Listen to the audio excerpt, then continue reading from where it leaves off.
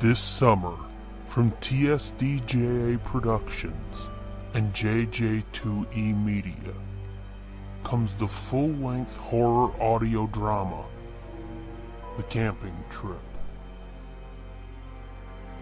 This anthology tells three tales that span the decades and unveil vengeful mysteries long forgotten, but ultimately connect to a present-day story.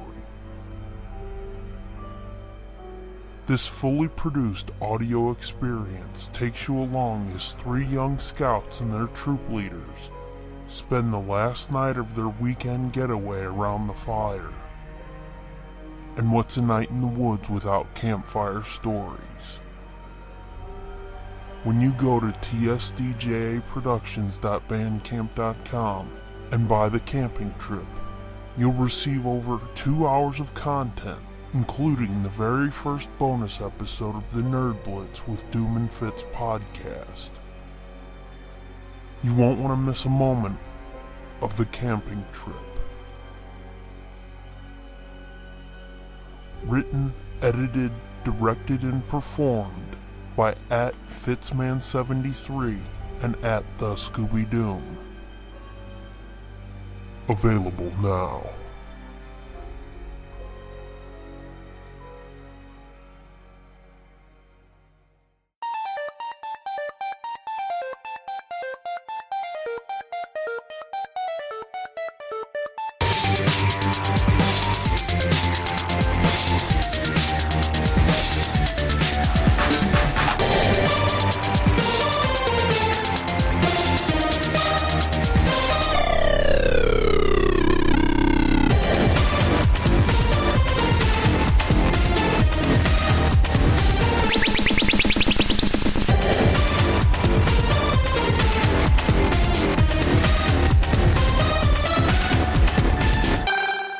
Hey gang, you're listening to the Nerd Blitz with Doom and Fitz.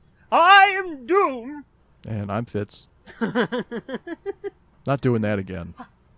I gotta ask, how weird is it for you not knowing, who's gonna do the intro this time? It's not too weird. Not too weird. You're starting to expect it now, aren't you? Oh, yeah. Yeah, I expect it now. I expect it. So, what's cracking? Not much. I went to possibly the saddest convention I've ever been to yesterday. Oh, did you? Uh-huh. Contamination. It's like a sci-fi horror convention in town.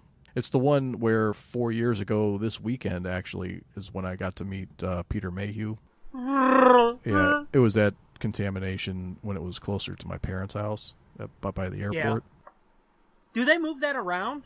Yeah, It's been in a different place every year, which I can understand why, and I think it keeps going down hill in the locations. Yeah. Like the first year we went was actually like their third year, I think, and it was at it was at the Stouffer Hotel, the Big Black Hotel by the airport. Was that the first convention you ever went to? No, it's the first one that I went to where they had celebrities. Oh, okay. I had been to like a traditional comic book convention, like in the early 90s, late 80s, yeah, where it's just tables full of long boxes. Yeah. Yep. I had been to those before, but this was the first where you're actually going to meet people. But then the year after that, they had it was like way far South County. Yeah. I think that year they had Ace Frehley was there. What? Yeah, Ace Frehley and Kane Hodder and a couple other people, I think. And then last year they took a year off, and I was like, uh-oh. But then this year they're like, oh, we're back, and I was like, sweet, because they usually get and it's not a bad thing. I'm not saying this to knock anybody, but this is one of those conventions where they usually get like the lower tier celebs, right? Yeah, you're not going to see like Robert Englund or something there. Well, you could. It's possible you could see him there. But I meant like, let's see, who was it that like the year I went with where Peter Mayhew was there, they had Eddie Munster Oh. Eddie Munster was there. And So, like, stars from yesteryear type of shit. yeah, Eddie Munster was there, and like Gotcha. the kid who played Jason as a kid who jumps out of the water at the end of the first Friday the 13th. Yeah. He was there, and the guy, let's see. No, the chick that played what's her name? The Charlton Heston's girlfriend in Planet of the Apes. Oh, shit. What's I what's ain't her got a name? fucking clue. I can't remember what her character's name was, but she was there. Yeah. They had Seika and Ron Jeremy were there, so it was like What? yeah, so it's like really like oddball people and like this year, one of the fucking weird oddball people they had was fucking Hacksaw Jim Duggan. oh yeah, we saw him. Oh! Yeah, we saw him. Oh, did you? Oh, it was not that cool though. Well, see, the thing that gets me is like, I mean, I can understand. I mean, you've talked about it on your other podcast. Just jump to the end. Like all these wrestlers at comic conventions. That I can understand because, like, Wizard World, that's not a comic convention. That's a pop culture convention. Right. San Diego, although it says, San Diego Comic-Con, it's not a Comic-Con anymore. It's a pop culture convention. Right. It's an entertainment expo, really. Yeah. But something like fucking this, where they say it's a horror convention, what the fuck is Hacksaw Jim Duggan for? And that's not me shitting on Hacksaw. I like Hacksaw. I know. It is weird. And the same goes for Seika and Ron Jeremy. Like Seika was at this one. Seika was back at this one this year. Again. Wow. It was like, what the fuck? Like, why are porn stars here? I don't get it. But I mean, there were plenty of perverts checking her out, even though she's like in her 60s. Doesn't matter. And I mean, looks like it. Looks like somebody's grandmother. It doesn't matter though. Those freaks are. I seen you I when seen I you. was young. Mm-hmm. Well, she has big like, pictures yeah. she has big pictures of herself behind her table, I guess, so that you would know who it was. They were like her in like a mesh top with her nipples hanging out. It was like, whoa. I mean, like from the 80s, not from like last week. If that's what her pictures were like, I'd hate to just fucking hear what Ron Jeremy's were like. Yeah. But those are the kind of people they get at this place, which is cool because it's kind of like I kind of like the low rent kind of aspect of it because you get people that would never probably get to go to a Wizard World or a bigger con. Like, so you would never get to get their autograph or to meet them or to shake their hand or anything. Totally. Like, for example, the people that I went to see, which were the 5 members of the original Battlestar Galactica cast. Richard Hatch, Dirk Benedict, Herbert Jefferson Jr., Jack Stouffer, and Lockhart. Yeah. And I thought you was gonna say the other guy. The other guy. There's the there's the chick. There's the black guy. There's the white guy. There's the the other one white with guy. The thing on his face. Yeah, the white guy. The other and white guy. And then there's oh god, the other guy. Yeah. No, I know them all. What are you talking about? I know. No, but they were like people that like maybe you would get a Richard Hatch. I think he goes to San Diego sometimes. Yeah. So you might get him or a Dirk Benedict, but like the other put guys. It this way, I've actually heard of him. Who? Dirk Benedict? Hatch. Oh, Richard Hatch. Richard Hatch. Yeah. Well, I've actually heard of him. You've probably heard of Dirk Benedict too. You probably just don't know it. Oh. Like, if you saw his face, like, did you watch the A-Team? No. No. Well, then maybe you haven't. He was Face on the A-Team. Oh, I mean, I've heard of it. Yeah, he was like the suave James Bondy type guy on the A-Team. Yeah. Not so James Bondy anymore. And I mean, I don't mean to like talk shit or like yeah. I'm not trying to like speak out of school, but I'm pretty sure he had been partaking of something because he was fucking wily. Oof. He was a character. The thing you've got to understand about this dude is, like, when was the A-Team on? 80s? Yeah. Okay. Those were fucking hard living times if you were in entertainment. Like, fucking... Oh, I know. So, I mean, I don't think it's shitty to be like, and it shows. No, I mean he was lit at the con. Yeah. Oh, what okay. I'm saying. Yeah. You're saying he's not so James Bond anymore. Oh, yeah. if he that survived part, the 80s... Yeah, that part I don't feel bad about saying, but... Because I don't know whether he was drunk or not, but he sure seemed like he had been... Like he was well beyond tipsy, I believe. It could have been, or it could have been, remnants of the 80s. Yeah, or maybe he was just... Because he got into talking about how he wanted to... He was hoping that they'd make a new Battlestar so that he could play Starbuck again as an old crotchety dude that never got married, never grew up, still smoking cigars, and just be the creepy weirdo, And then he segued into like this rant on how they don't write chauvinist characters anymore. The feminists made sure to get rid of the chauvinist characters, and which is not untrue, but not completely untrue, but just the way he was going on about it was like, dude, and he fucking dropped F-bombs, dude. I was like, what? Holy shit, really? I mean, I've never seen that before. Like at a convention where you're just talking to somebody and they're all like, because he was talking about, when I was a kid, I wanted to be John Wayne or, somebody like that. And what do kids want to be today? Do you even know what kids want to be today? You should have told him, Kardashian. Yeah. Well, I almost said YouTube thing, but he filled in the blanks for me. And this is what he came up with. He goes, they want to be like Tarantino and I'm like, Tarantino? The fuck decade do you think this is, man? I think you missed a few years. Tarantino's almost as old as you are. Tarantino's in his fucking 50s. Apparently he was watching fucking Hateful Eight in the hotel room. I guess. I don't know. That was just a weird pull. And and then he got on to like, I talk to these people at conventions and they get scared if you raise your voice. Everybody's so scared and they need their personal fucking space and they need their safe zones. And I was like, oh my God, dude, you are a fucking riot. I don't need to be drinking, but if you get me fucking fired up, I'll start. On those same sort of rants. Just his gesticulations and his eyes and stuff just looked like he had, he was a little bit looser than he probably wanted to be. But maybe not. Maybe that's just really his personality. And I mean, he seemed like he was maybe a little medicated. Yeah. But he was real nice. They were all real nice, super cool. Like, and none of them seemed like it bothered them that they were in a fucking hotel that smelled like an ashtray, and offered weekly rates. So it was at the Stratford Inn, and we pull up, and it's got a big sign on the front that says weekly rates, $192 a week or some shit like that. We're like, oh my God, this is a fucking Fleabag motel. This isn't even like a nice hotel anymore. Yeah.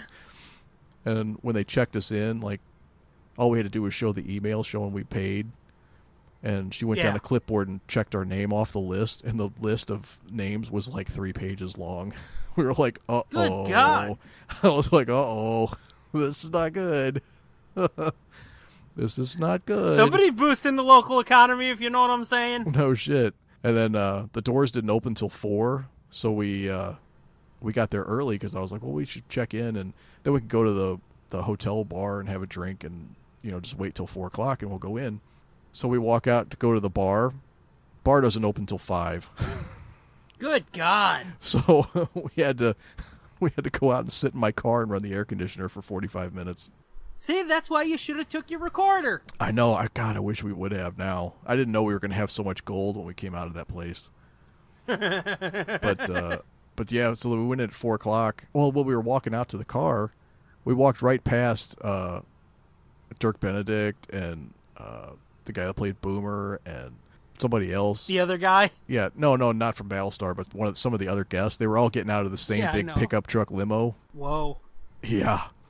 And just walked right in the front door. I was like, okay. That's strange. There's no talent fucking entrance? No, there's no back entrance, apparently. So then we came in at 4, and there's like nobody working really directing anybody anywhere or anything. So we just went around the corner to where we thought the room was. We saw people going in. We opened the door.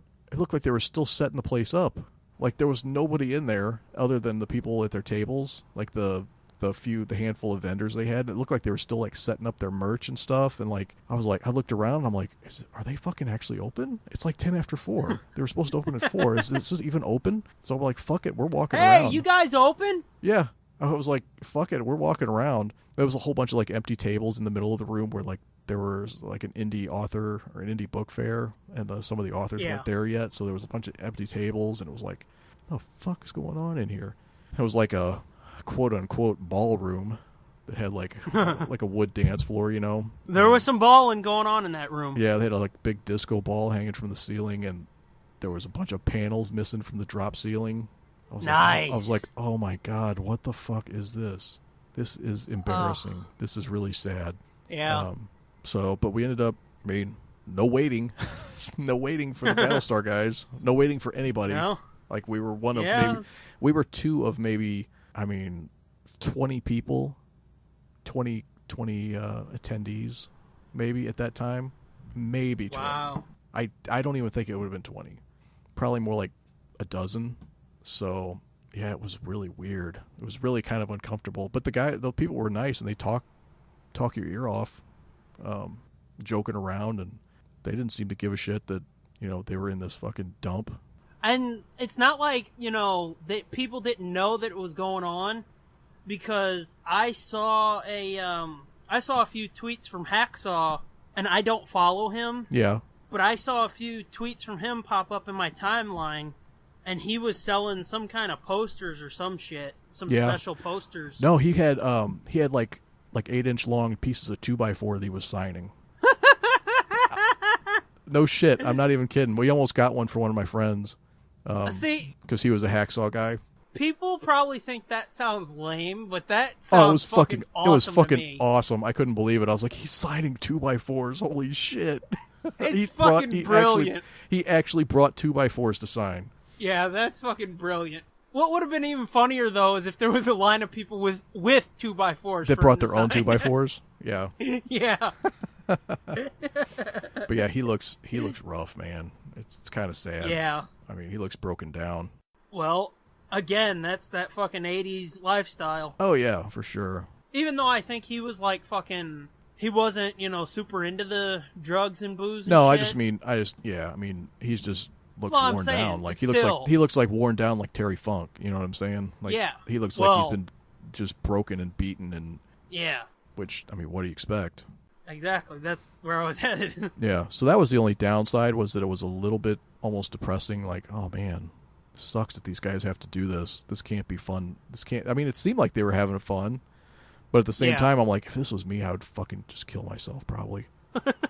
But then I guess if you get somebody like me or one of the other people that came up and were talking to him, then I guess it makes it, worthwhile. Yeah. Yeah, that hotel was fucking rough, dude. And the people running it seemed pretty, How you doing today? Exactly. They seem like some Jeffco people, for sure. Oh, yes. And I don't know that the people in charge were all that swift. But maybe not. Maybe I just got a bad read on it. Maybe they just picked the wrong venue. Because I think the year before last, the last one they had that was in South County was at actually a pretty nice hotel. As nice as the one by the airport. So I don't know. I don't know how they got stuck at this one. South County's a decent area. Oh yeah, no, it's nice down there. I just meant they weren't in like a dive. They were in like that's what I'm saying. I think they were in like a Drury Inn or a something. So I don't know how they got. The weird thing about it, you said it was out in Fenton, right? Yeah. The weird thing about that is how open Fenton is. Yeah, it's got its little, towny type areas, but for the most part, Fenton's real fucking open and shit. So yeah, and it's right by. It's right off the highway. It's right off 44. Yeah. It's not even. You don't even have to go. It's. You get on the service road, and it's right there. Yeah, that's weird. Yeah. So yeah, the choice of location. This hotel has been around forever. Molly had some kind of a dance recital or dance some event when she was a kid that we went to that out there for. And Diddy Bow, yeah. Yeah, and it was closed for a long time, and like the bushes overgrown and trees overgrown and shit. And then I guess they opened it again, and I thought it was closed again. And I don't know if it maybe had water too. I would have thought it would have possibly had water when all Fenton and stuff flooded last year or this year. Probably, yeah. Because it's right at like Bowles and stuff, and that's where 44 was underwater. Yeah. It's a bad sign when in your lobby there's a big sign that says, "Do not touch the smoke alarms. It is a felony." Oh. That's... I've never in my life seen a sign that said that. And the front desk person looked like she was sitting behind a desk at a convenience store, like where she could pull glass down in front of her. Yeah. I was like, what in the fuck is this place? I'm, okay then. Okay. I'm not as, depressed anymore that I missed it. But it was cool. Yeah. I mean, the people that I went there for were cool, and it was worth going for. But the convention itself was like, holy shit, is this all there is? Like, we got in at 4, we were done at 5. Like, done. Like, done. Like, we had done, seen everything. Yeah, I was gonna ask you. You told me how much it was for the weekend, and I was gonna say the weekend. Oh, did you guys go back? No. I almost wish I had. I almost wish I had now. I would have liked to talk to those guys again, but... Go back and be like, hey, remember me? Yeah, I'm always so awkward when it comes to that anyway. Yeah. As you could probably imagine. I'm always super excited to see them, and then I get it. It's my turn, and it's like, hi. Uh-huh. Can you sign this? I'm the same exact way. You get so pumped for something, and then you finally get to do it, and you're like, I'll stand back. Right. I don't gotta go up. We did see there was a guy that was selling these cool like hand sculpted mugs. Yeah. And they were like, the handles were like real intricate. Well, no, they were carved to look like octopus tentacles.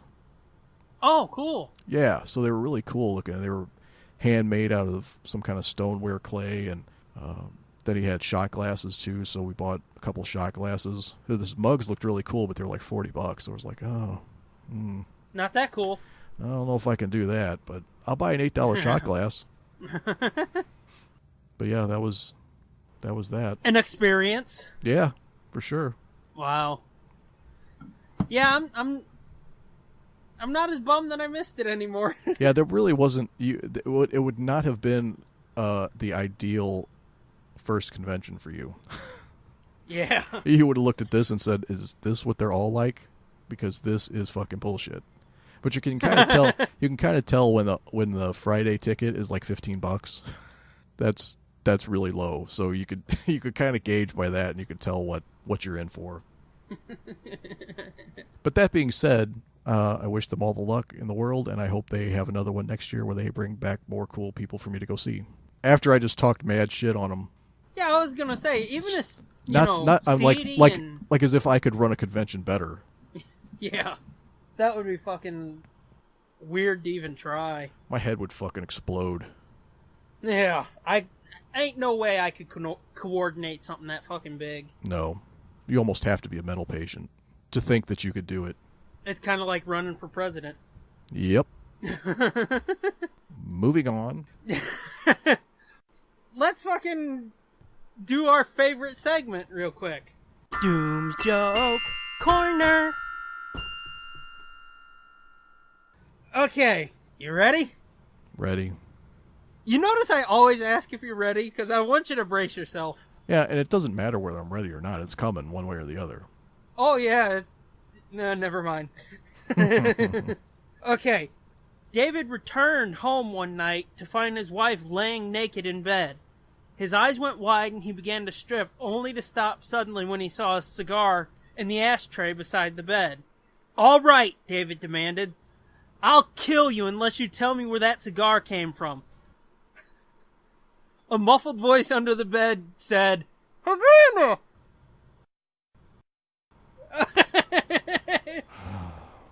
Wow. That's a great reaction. Okay. let's move on. I think there's a convention that's hiring comedians to put on a show.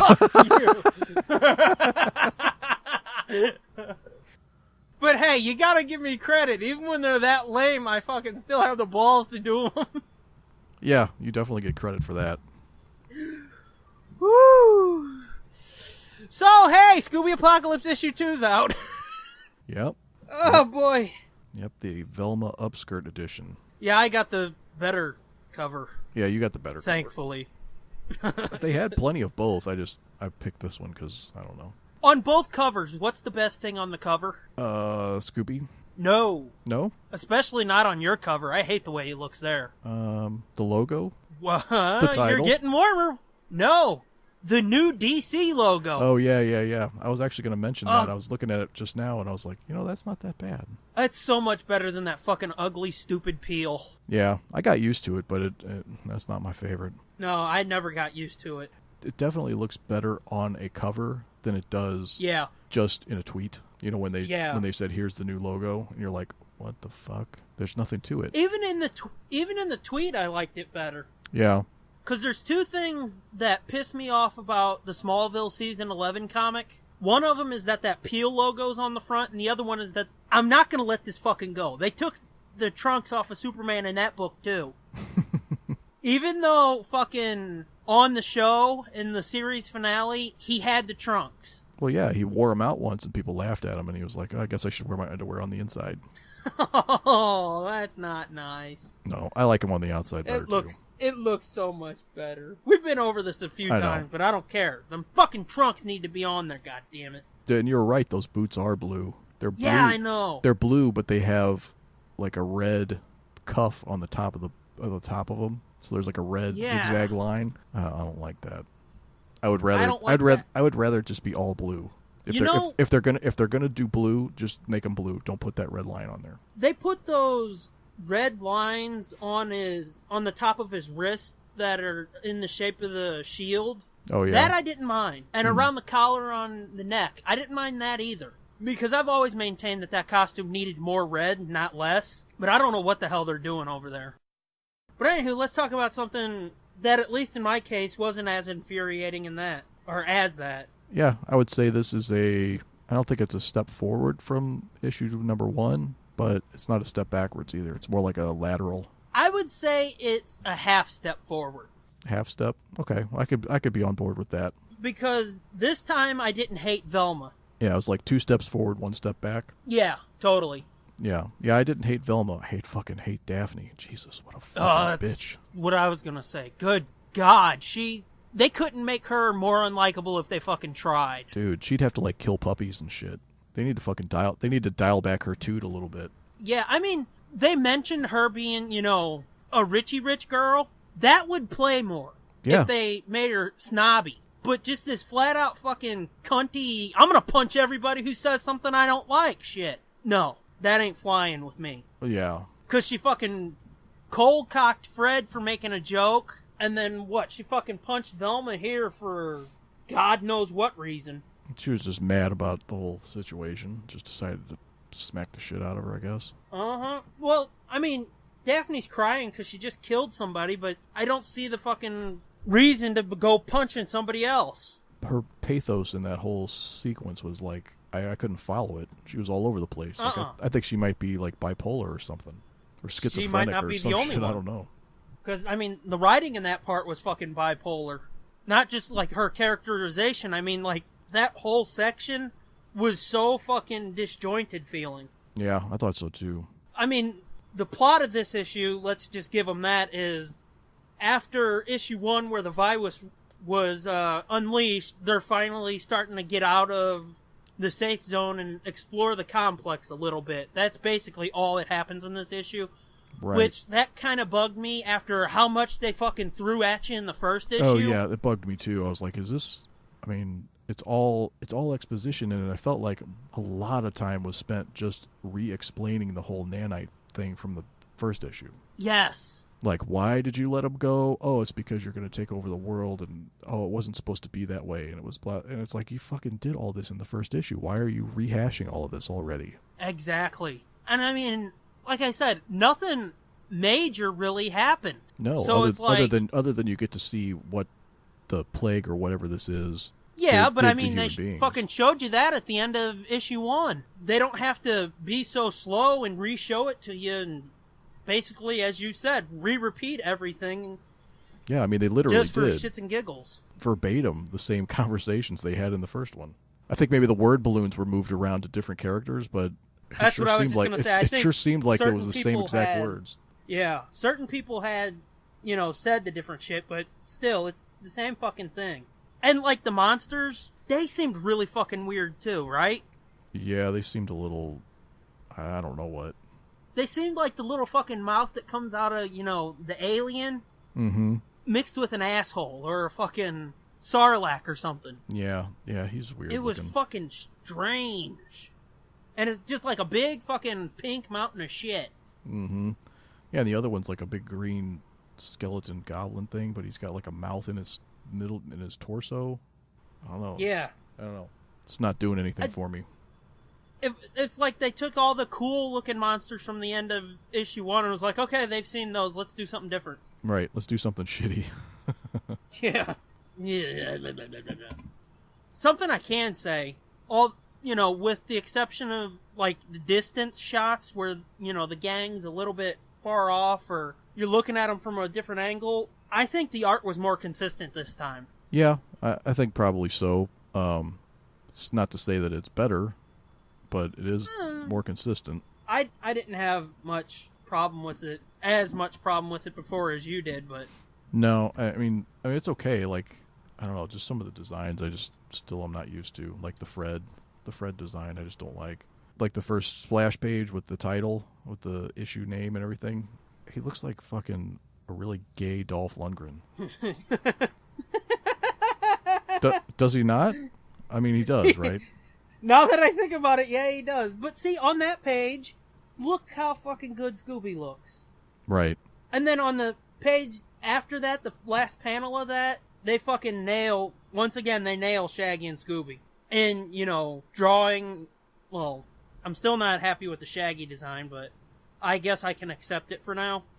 I would be okay if they lost the tattoo sleeve. Yeah. And I would say, make his hair shaggy again, because that still bugs me. You're talking about how goofy Fred looks. On this cover that I've got, he's got a fucking weird Goku from Dragon Ball Z hairdo thing going on. Oh, yeah. It's all spiky. Fucking strange. Yeah. I mean, he's got like 4 big spikes and a wavy little thing hanging down in his face. Inside, again, he's still got flock of seagulls going on. But yeah, the art is... I feel it's more consistent this time than it was last time. And you might not dig it, but I like it a lot more. I liked it a lot more than the first one, but it's still, I'm getting used to it, I guess. Like I said, that the wide shots is where it looks really weird, like that one page where... the third page, the top where they're walking down the hallway and Velma's in the front and she looks like Peter Dinklage in a dress. Yeah, that's a good example of it there. Yeah, looks like Peter Dinklage in a wig and a dress. Yeah, it's real blurry and shit. Right, yeah, there's no detail. There's not much detail, yeah. And then there's that page after they visit the armory where they're kind of in the distance and nobody really has eyes. Oh, yeah. That's kind of fucking weird looking. Well, it seemed like a warning sign to me when on the first page it says plot and breakdowns are by one person and then dialogue is by somebody else. Like when you have to have like 2 writers writing this shit, yeah, that's not real great. Like one guy couldn't handle this. Yeah, appears not, I guess. It's not exactly War and Peace.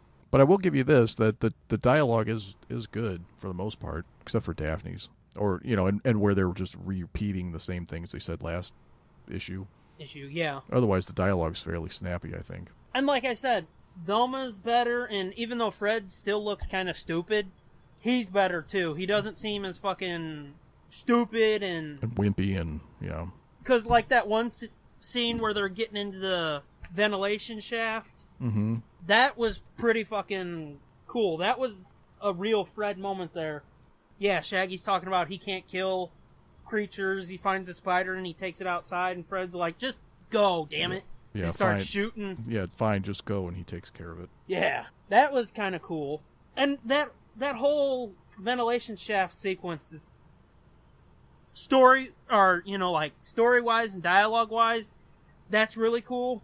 Like where Shaggy talks about him and Scooby crawling into the to take a nap. vents for a snack and a nap. Yeah, I liked that too. That was funny. But like those two panels where it's not dark, this is gonna show, my big problem with digital art. If you look at those panels real closely, look through the grate, that looks so fucking flat. I mean, he layered the creatures in there. Oh, yeah. But it looks like he drew it flat and then turned it. Yeah, I see what you're saying. It's not a good look. Something else we mentioned last time that really fucking bugged me, how misleading it is. Could this issue be more misleading? Oh, how the title of it is Apocalypse Right Now, and nothing fucking happens? No, that's not what I'm talking about. But that's true, too. Where's Scrappy at? Yeah, that's what I was gonna say. Was it 2 or is it 3? It was supposed to be issue 2. That's what I thought, and I'm like, there's no mutant dog in here. But see, that's got me wondering. You know that final page where those creatures are all there, hovering over them? Yeah. You see them a couple times throughout the issue. I'm wondering if that one that says kill them all, I'm wondering if that's Scrappy. But still, that's the last fucking page, the last panel. What? Where the fuck is this powerful puppy? You know? Oh, yeah, okay. Oh, so those creatures on the very last page of this issue you think might be the dogs that got mutated even further? Got turned into monsters? Yeah. I'm wondering if the one that says kill them all, because just with that, he seems like the leader. I'm wondering if that's Scrappy. Man, I hope not. Look at Velma on that last page, too. She has no face. Oh my god, you're right. She has no nose and no mouth. There's like an indication of a mouth, but she basically looks like the fucking question. And that's one of those shots I was talking about. Even Scooby, which I've consistently said about this book, Scooby looks the best. Even he looks fucking stupid. What was this thing I wanted to say? There was something else. Oh, the emojis. Did you notice them more in this issue? I noticed them less, actually. Are there emojis in this? I wasn't even paying attention to that. Oh, yes. They really stuck out to me this time. Because there's a couple, like that scene where he jumps on that creature, where there's just fucking dozens of bubbles popping out. Oh, yeah, there's like shit and... Which they really like that fucking shit emoji. Yeah, they like that turd emotion. Yeah. But yeah, this time they seemed a little more intrusive to me. Yeah, I didn't even notice them, to tell you the truth. I guess I'm still fucking struggling with that one. I mean, it just kind of blended into the background for me, I think. It did last time, but this time it seemed to stick out more for me. I don't know why. Go back to the end of the issue and look at the Mystery Machine. Right, I was going to bring that up. Now, that looks a lot less like a garbage truck. Does it? Well, I mean, it looks different than that image they gave you in the preview, though. Yeah. This looks a lot more like a military truck, whereas that other thing... Okay, yeah, I get what you're saying. You know what I'm saying? The other thing looked like some kind of, I don't know what. A straight-up dump truck, yeah. Yeah. This looks like a military dump truck. Right. And I think you mentioned it in the first issue. Do you see the little Watchman button there? Yeah. We haven't yet talked about Rebirth, but I wonder if this is some kind of... If eventually this is going to have some tie to all that stuff with... Oh, shit, I don't know if you've read about that yet. Well, probably with not. the Watchman button in it, let's just put it that way. I wonder if that's going to have some tie into this eventually. If, like, this is going to be...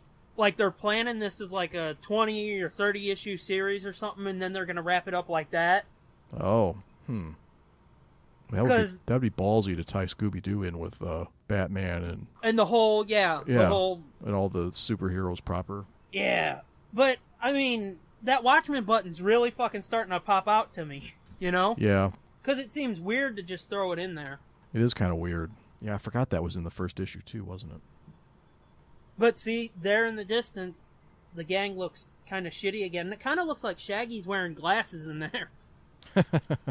Which, that kind of stuck out to me, too. And this right here, on this page with the Mystery Machine, there's a little cool kind of Easter egg that I wanted to mention. Oh yeah, you said there was one. I was interested to see what it actually was, because I didn't catch it. I don't know if it's got to be intentional. I mean, because it's a weird fucking name to pick, to use if it's not.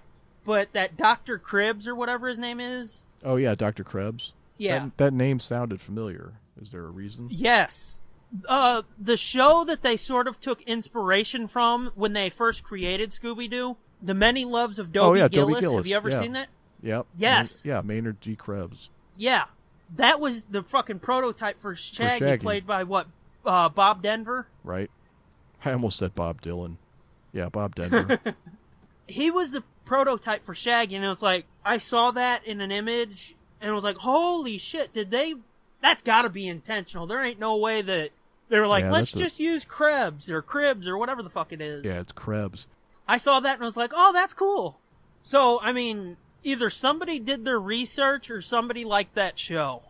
Anybody listening to this, go watch that show, and you will see the fucking Scooby Gang form before your eyes, because Maynard is Shaggy, Dobie is pretty much Fred, and a couple of the girls that come in and out are eerily like Daphne and Velma. Yeah, I don't remember the girls very much, but yeah, you're right on about the other two. Really, the only thing that it seemed like they created originally for Scooby was the talking dog. Yeah. Because, I mean, it's almost 1-for-1 on Maynard and Dobie. I thought how the people turned into monsters was cool. I liked but I liked that one chick that Shaggy was eyeing up in the first issue. Yeah, Becky turned into a monster, and she still has like sentience, like she still has her memories and stuff. So she goes after Shaggy and is like taunting him about eyeballing her. You know what she really reminds me of? Like a Deadite from Evil Dead. Yeah. Yep. That's what I kept. You're right. That's seeing when she was help me and shit, and they're going to help her, and they get close, and then she kind of just pounces. Yep. That seemed pretty fucking cool. The shape of her head and her eyes and stuff looks like one. Yeah. Especially if, like, I don't think you've ever read any of the Evil Dead or Army of Darkness comics.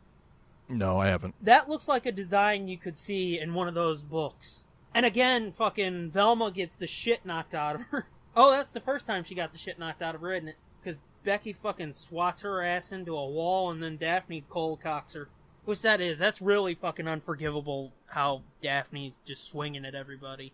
Yeah, what'd you think when Scooby jumped in on that Becky monster, and she like flips him upside down, is about to eat his face off? Yeah, I mean, it looks right there like she was about to bite his neck while she was holding him in the air, and then she starts biting his face. That's fucked up. Mm-hmm. And look at the look on Scooby's face when she's leaning in close to bite him. Mm-hmm. It's like a mixture of fear and anger. It's weird looking. Mm-hmm. And he's got his one blue eye hanging out, looking at her like, bitch, what the fuck are you doing? Mm-hmm. Yeah, and then when Daphne takes her out, blows her head apart, that was a lot more graphic than I thought it was going to get. I guess, and right there you see the fucking emojis again. Oh yeah, you sure do. I didn't see that before. I guess they're trying to fucking... And look at the blood on the wall behind Fred and Daphne. I know, that's what I'm saying. It was a little more gruesome than I thought for a Scooby-Doo book.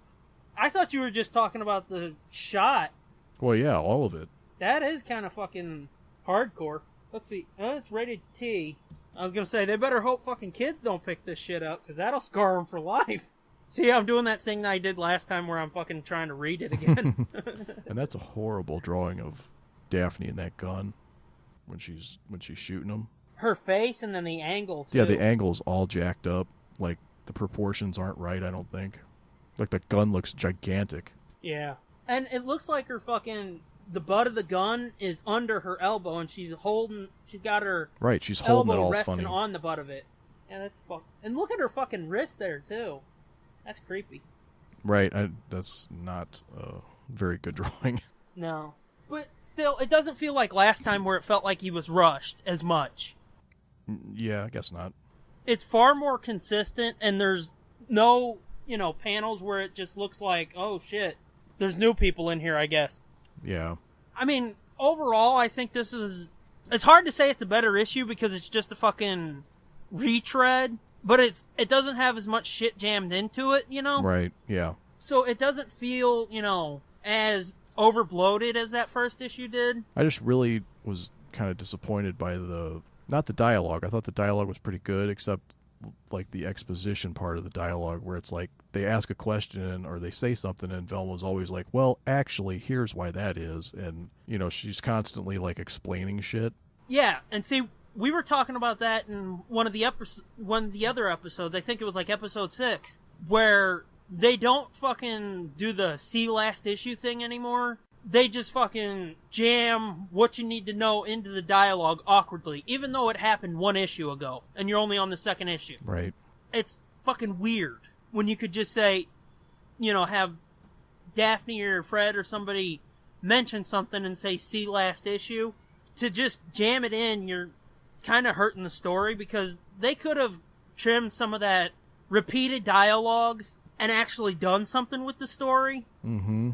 Instead of just, you know, repeat it all and sort of walk around the complex you saw from the last issue. Yeah, and not really see much. No. They spent more time in dark hallways in the ventilation shaft than they did actually showing the complex. Maybe if they would have showed the complex and, like, gone through the same areas that they went through and showed you the difference more than they did, because they did, but... Right, or some of the... They didn't do it enough. Yeah, or some of the information that Velma gives out this time, some of the new information, maybe, like, get that from, you know... Well, I mean, I guess they kind of did a little bit, got some of the information from computers and stuff, but, like, go to different areas and get the information and not just have Velma just, like, recite it.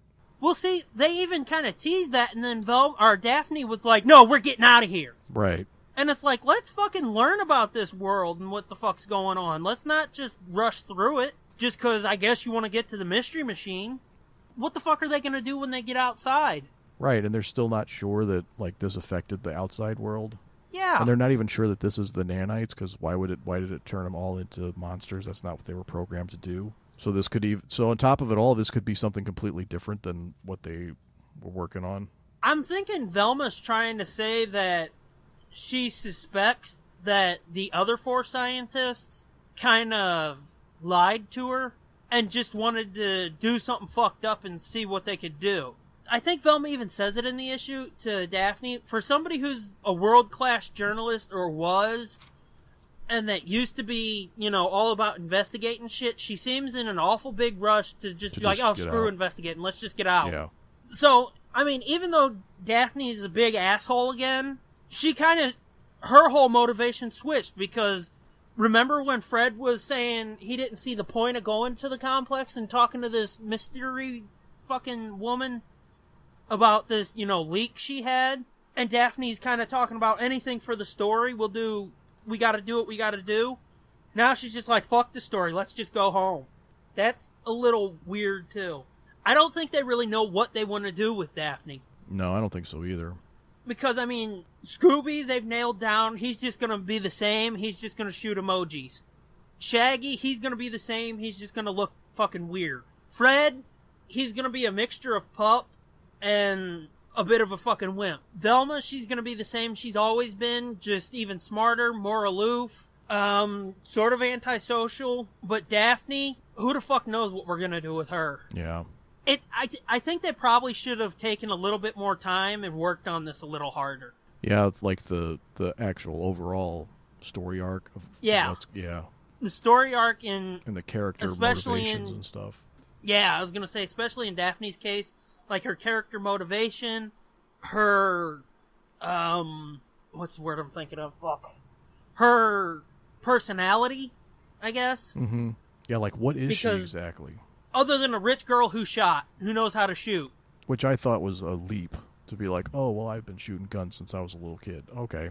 That's really convenient. No. I mean, it is convenient, but I didn't think it was too much of a leap because, I mean, look at who all the big game hunters and shit are in the world. It's not fucking Joe Schmo. It's, you know, the rich fuckers. Yeah, look at, like, Mary Poppins and shit. It's the rich folks who are going out on the fox hunts and shit. Right. Yeah, I guess that's true. So, that makes sense to me, and I don't know why I just made a fucking Mary Poppins reference. But, yeah, that makes sense to me. I mean, it was kind of convenient and, oh, I know how to do this, but... Mm-hmm. I mean, it makes me wonder if, like, they're trying to set Daphne up as a good role model or something, but she's just coming off like an asshole. Right. Like, yeah, don't make her, like, basically a Kardashian, what she used to be. Yeah. Make her a strong female role model or whatever, but yeah, she's just coming off like a bitch. They broke her away from that fucking danger-prone Daphne shit in the first 2 live-action movies, and even in the 2 TV movies. Mm-hmm. It was still there, but it wasn't what defined her. In the 2 movies where Sarah Michelle Gellar played her, like, all of a sudden she knows karate and shit. After the gang broke up, she was trying to learn karate and how to defend herself so she wasn't always just getting kidnapped and whatnot. That made sense. I mean, it was a little hokey, but it made sense. Because at that point, the gang had been together for a while, and the pattern of behavior where danger-prone Daphne's always getting caught, it made sense that she would want to break that and try to change and defend herself because the gang's not there to save her anymore. Right. But here it's just like, let's make her a bitch for whatever reason. And this cover, man, this cover that I got, the upskirt cover, like, Yeah. talk about fucking misleading covers, Jesus. I would have to pull it up again because I don't remember it. Like, Hang on. Like Velma's like flying in a backpack, like a jetpack. Fred's like swinging on a rope like Tarzan with his like a big war face on. Daphne's got like these 2 like look like laser guns or something, like laser pistols. Well, it's just like the fucking first issue where they've got all those fucking wacky guns and shit, and it's like, where's this shit? Yeah, this doesn't make any sense. In this issue, they've got fucking AK-47s. You know? Yeah, that's why I'm like... So it's like, okay, what the fuck? That's why I'm still not sure that Jim Lee's even read these books. Or was involved in any of the meetings when it was like, okay, I'll do the covers. And he just did the covers and had no idea what they were doing. Like I said, I know he's a comic book icon and shit, but I don't know what the fuck's up with him. Because I'm looking at this cover now. I hate this cover that he did. Because Scooby just looks like shit. I mean, it looks like a Gen 13 cover. It does. Or a Wildcats cover. Because, like, after you said that the last time, I went and, looked up Gen 13 just to refamiliarize myself with the covers and shit. And the look of it. Mm-hmm. It really does. And it's not a good look for this. No. Other than Fred, because Fred looks normal. I mean, it might be a good look if the rest of the book looked like that. No, I don't like it. I mean, yeah, I don't necessarily like it for them either, but I would actually like this better than what Howard Porter's done, I think. I wouldn't. No? Not at all. No. Because, like I said, his Scooby looks like shit. His Shaggy, as I've said, Shaggy doesn't look this bad inside the book. Yeah. Yeah, I guess that and is true. Shaggy does look better. If you look at Velma in the book and you look at her on the cover, she looks like she's 12 years old when Jim Lee draws her. In the book, she just looks short. The only thing he does that I like better is Fred. Yeah. His Scooby is kind of fucked up, and Shaggy's fucked up. Daphne's weird. Yeah, I guess you're right. It is the Fred, I guess, that I'm really looking at. That's just, I guess that's mostly just because I really dislike the Fred on the inside of the book. I totally agree with you. Even the cover I've got, which I don't know who did it. I guess I should know. Variant covers by Carlos Danda? I don't know. Carlos Danda. Even his version of Fred's better than Jim Lee's. And actually, I like his Shaggy better than Jim Lee's too, even though Shaggy's got that fucking stupid mustache. That's actually a version of Shaggy that I'd much prefer to the one inside, Yeah. On my cover? Yeah. Because he's kind of actually Shaggy looking. And he's got a V-neck, which he doesn't have a V-neck in the book. Oh, yeah. He does have like a V-neck in the shows, right? Yeah. This dude who did the variant cover, I really like his take on it. I do like Shaggy's t-shirt that says 100% dad bod. I think I need one of those shirts. Where's that at? On my cover. Oh, okay. On the standard cover. I see it now. I was looking at my cover again, trying to pick out something else to talk about about it. I like this cover that I've got. Because Velma looks good, Shaggy looks better, Scooby looks great, Fred looks better, and Daphne's normal, but yeah. What the fuck is it that they're falling into or whatever on your cover? I don't know. It looks like it's a big pile of monsters. Yeah, I'm with you. It doesn't seem like fucking Jim Lee was involved with this at all. No, like he didn't even read the breakdowns. I don't think, or maybe he had just like the vaguest description of there's going to be monsters and they're going to be battling them. Even if somebody did read the breakdowns, they wouldn't know what the fuck's going on, because read the fucking solicitations. They don't know what the fuck they're doing. Right. Because so far, the solicitations have been basically off base. Very much so. So it's got me thinking, like, what's issue 3 going to be? Is that where Scrappy's going to come in? Maybe. I don't think those monsters on the last page are them. I was looking at it again. They've got clothes on. Yeah. I don't think so either, but it's like, I'm just fucking throwing shit at the wall to see what sticks. I think the solicitation's just fucked up. That shouldn't be a surprise that they're wrong. They were basically soliciting a totally different book in the first issue. Probably my biggest problem with this whole thing, it's so fucking misleading.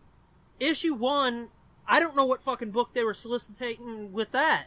I don't know what the fuck they were talking about with this issue either. Neither one of these fucking solicitations tells you what this book is. Nope. It's a totally fucking different series.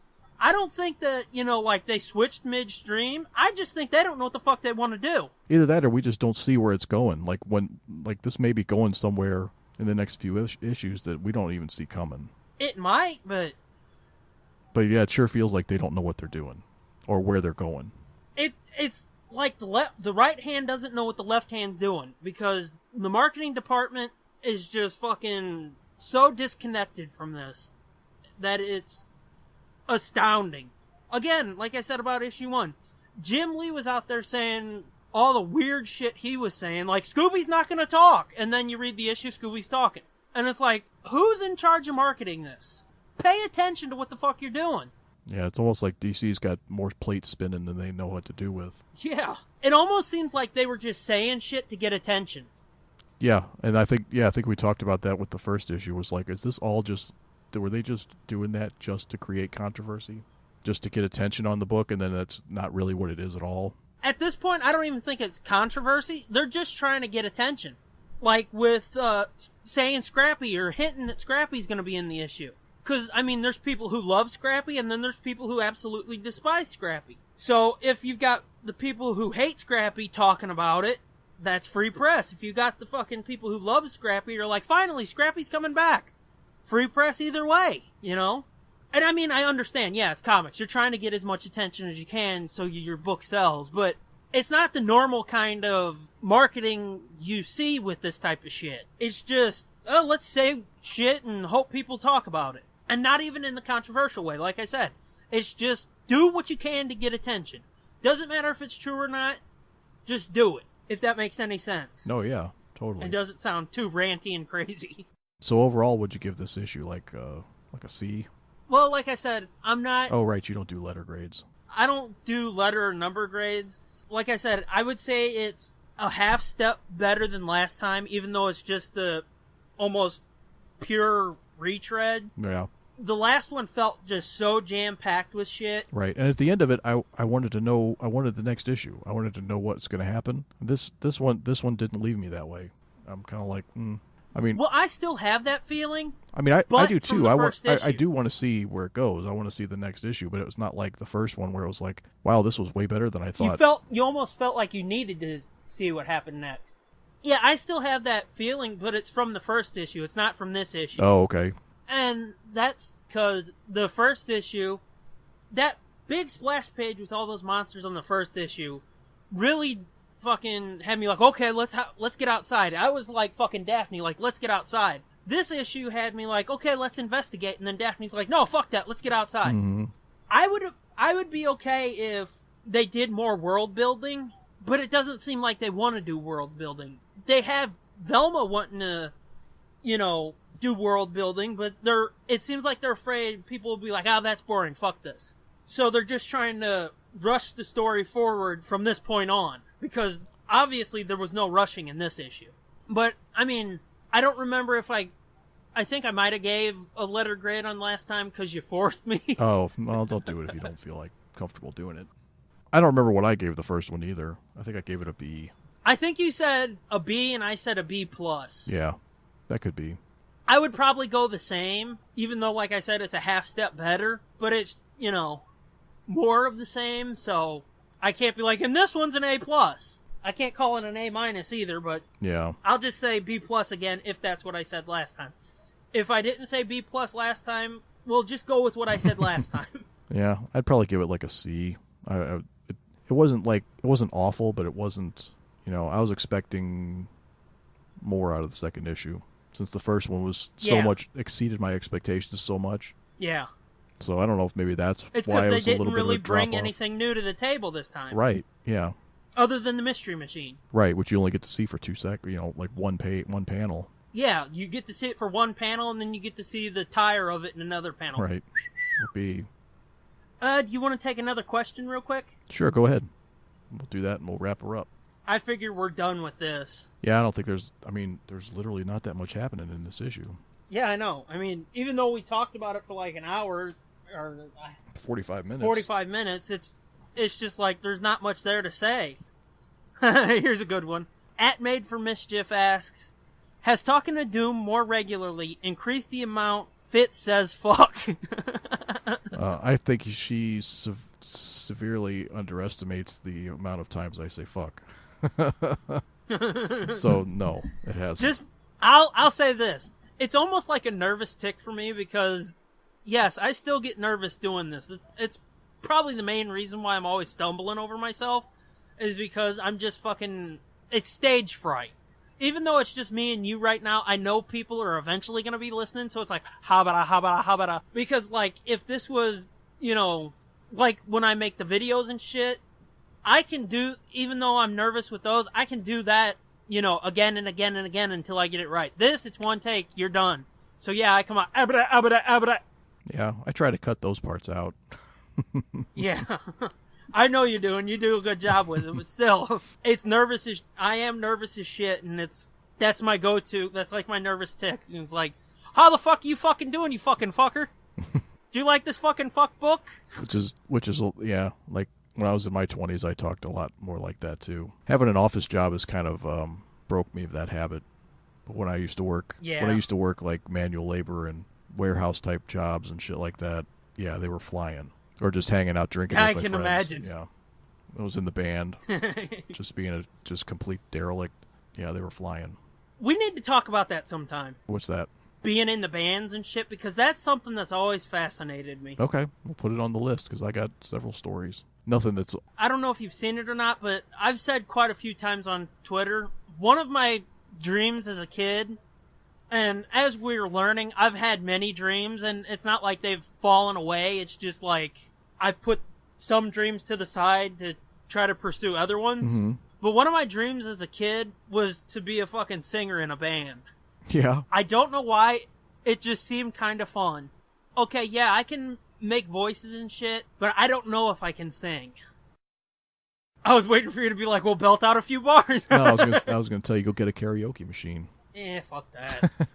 That's not gonna tell me if I can sing. That just tells me I like to sing, because I've played, rock band with the mic, and that's weird because the choices you would make with that, and it might have just been because my mic was fucked up. Like if you would sing it normally, it wouldn't register, or it would say, you're failing or whatever. Yeah.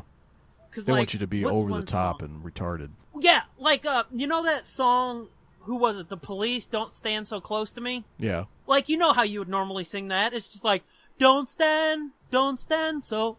Well, when I would sing that, I would have to sing it really fucking, almost like I was Jamaican or something, for it to be perfect. Yeah.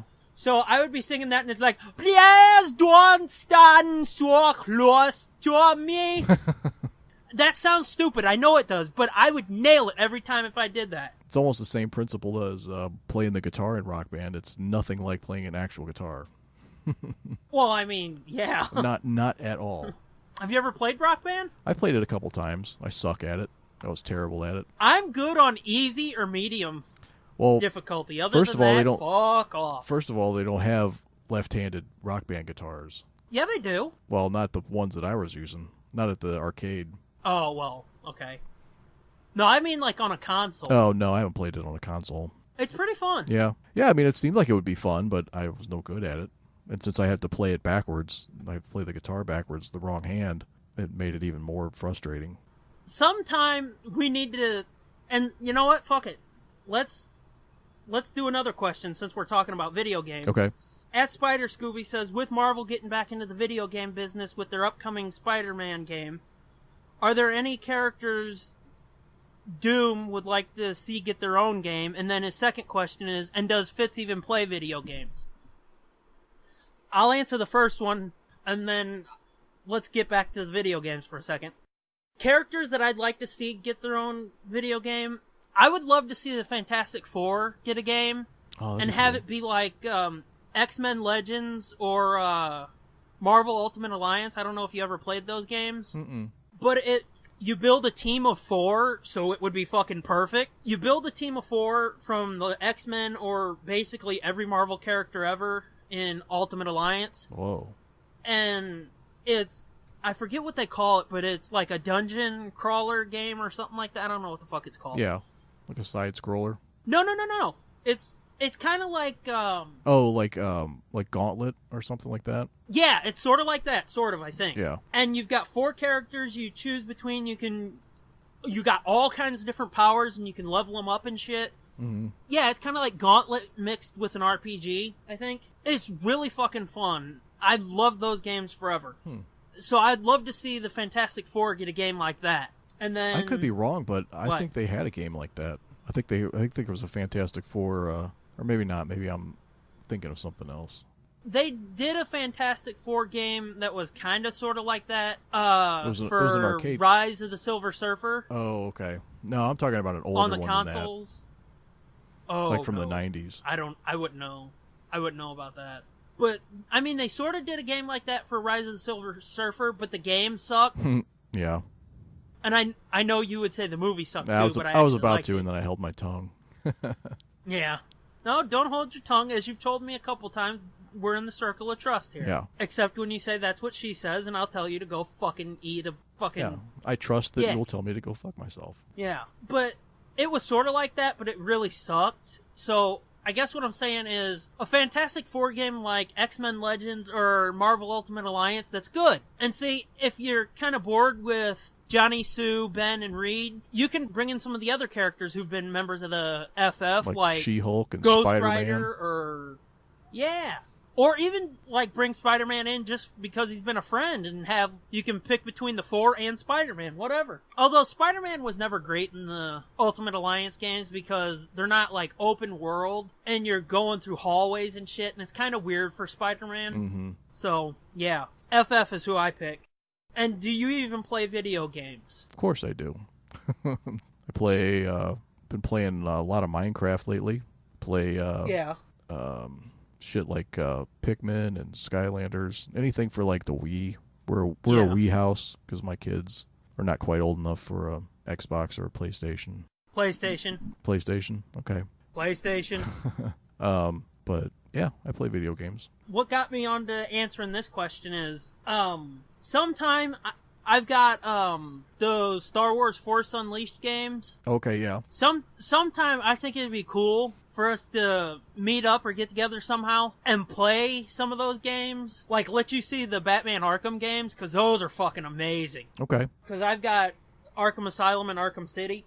Yeah, I've never played any of those. Those are fucking... Or like even Rock Band, and let you try your hand at Rock Band, lefty. Okay. So you can, see if you're really good at it. Probably not. But maybe. I mean, I fucking sucked at it the first few hundred times I played it, but it's fun. But yeah, I think that'd be fun sometime. I mean, we could fucking do that and then record after or something. Yeah, or record I think that'd during be pretty even. fun. We could just record the train wreck as it happens. Yeah, we could do that. Or like, I've got a couple 2-player games or something. It's normally just been me by myself, so why do I need to buy multiplayer games? Mm-hmm. But I got a few games with multiplayer in them that we could try out too. Okay. Like Resistance 3 or Uncharted 3 has a multiplayer mode I've always wanted to try out. Or hey, I could even whip out my PlayStation 2 and we could play Star Wars Battlefront 2. Because that's fucking fun right there. Yeah, I have played that one, I think. You have? Yeah, either Battlefront or Battlefront 2. I'm not sure which one. I've played Battlefront on my laptop, and I've got Battlefront 2 for my PlayStation 2, which I think that might be the first big Star Wars thing I ever got was Battlefront 2, and it really hooked me in. But that's a really fucking fun game. It sucks that the one on PlayStation 4 is only multiplayer. That balls up. Yeah. But yeah, we should do that sometime in the future. Okay, that'd be fun. And I guess we can wrap it up now. As usual, gotta thank J. Sarge and Sherry. Did we do that yet? No, we did not do that yet. Okay, see, that's the thing with recording a bunch of shit at once. You can't remember what you did. No, we have. I don't think we thanked them in the previous recording. Okay. At the J. Sarge and at Sherry Says, huge thanks to them for doing our intro music and our logo. Which the saga of the business cards is almost over. Yeah, I was going to say, the saga continues, doesn't they it? were jacking me over for that, saying they couldn't process my payment, but the payment got taken out of my bank account, but they couldn't release the order, and finally I just was fed up, and I went straight to PayPal. I was asking them to help get these people's heads out of their asses, and I don't know if it's a coincidence, but within like 2 days, then all of a sudden it's like, your order is processing. Yeah, because you ordered them and you said something. And then the next day it was, your order has shipped. So they're in the mail. Yeah, but you ordered them and then you said, like, okay, they'll be here on, like, June 2nd or something. Yeah, I ordered them in May. I was like, cool. Yeah, you ordered them, like, mid-May, didn't you? And they've been stuck for almost a month. Yeah, but you said, like, they'll be here June 2nd, and I was like, fucking sweet. I think it was June 3rd. I was like, oh, so did you get the business cards? And he was like, oh, fuck, I forgot about that. And I was like, you mean you didn't get them yet? And he was like, no, they're fucking me around. So, yeah, hopefully by the time, I'm almost certain by the time you guys hear this, that'll be fucking done and ready. Oh, yeah, they'll be here this week. Good. Yeah. Because they said it shipped, so it shipped like Thursday or Friday, so they'll be here this week sometime. Oh, yeah, so. So, yeah, we've got that coming. Again, if somebody out there would be interested in fucking helping us throw them around and helping us promote, reach out, and we'll send you a couple. And then, as always, you can listen to us, rate, review, subscribe, all that good shit on iTunes, Stitcher, nerdblitz.com, TuneIn Radio, Google Play, the High Alt Pod Network. You can subscribe and listen to the episodes and extra shit, which I'm trying to work on some extra shit for the YouTube channel, but at this point I'm kind of really concentrating on the intros for the pod, which I actually started. I sent you that one intro that I wrote for probably this episode here. I started writing the next part for, I guess, the episode after this. Mm-hmm. I started writing that too, and it's cool. pretty fun. Good. I can't wait to cover. It's more low-key than the other parts, but it continues the story. Cool. Yeah, I think that's a cool little idea. A cool little, serialized. Yeah, like a cool little something different. I want to do it sometime with original characters, just, for shits and giggles. Yeah. But I'm not sure what that would be at this point. Right, that's a little harder, isn't it? That's why I'm just fucking sticking to the Batverse at this point. Yeah, I'm trying to get more shit on YouTube, but like I said, I'm kind of focusing on the intros and shit right now, so that's distracting me from both of the YouTube channels. But you can always listen to all of the episodes on there, or at least it'll be a few weeks behind, but still, you can listen to the episodes there. We've got 4 up right now, and by the time you hear this, at least episode 5 will be up. So subscribe to our YouTube channel, just search Nerd Blitz on YouTube. Follow us on Twitter, at NerdBlitzPod, at the Scooby-Doo. Yours are... At Fitzman73 and at JJ2End. I don't know why, but I always feel like I have to spell that one out. Oh, JJ and then the number 2, END. I don't know why, but I always do. I guess that comes from, like, when I was doing the bumps and shit for you, I wanted to make sure, people knew what it was. Yeah. Yeah, it's easy to confuse it, I guess. And then the hub for all of my shit is at TSDJA Production. I'm not spelling production. Bye. Come back next time. Our sanity depends on it. This has been a feature of JJ2E Media and TSDJA Productions.